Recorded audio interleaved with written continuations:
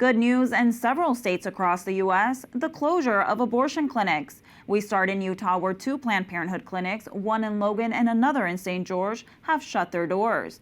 They blame the Trump administration's freeze on federal funding. Planned Parenthood of Utah receives $2.8 million in funding through Title X family planning and is the only recipient of that funding.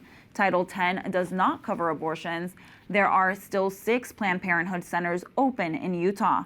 In Michigan, 3 Planned Parenthoods have closed in Jackson, Petoskey, and Marquette, and 2 more consolidated into one in Ann Arbor. They too are blaming the freeze on federal funding. Michigan has no gestational limits on abortion. And in Colorado, a late-term abortion doctor is closing his facility after 50 years. Dr. Warren Hearn, who wrote about dismembering babies in his book, Abortion Practice, says a lack of funds and his age, he is 86, are the reasons why he is shutting his door.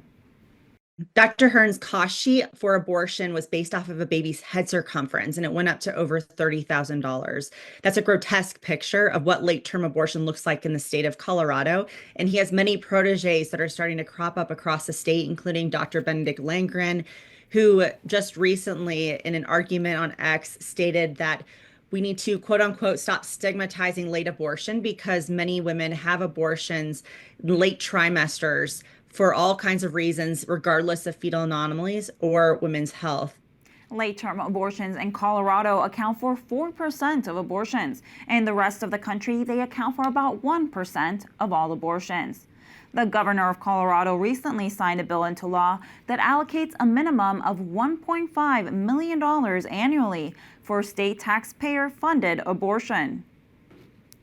The Fiscal Note actually stated quite grotesquely that this is going to be cost positive for the state because of quote unquote averted births, that abortions are cheaper than Medicaid covered births. So the state will actually not lose money when it comes to publicly funded abortion.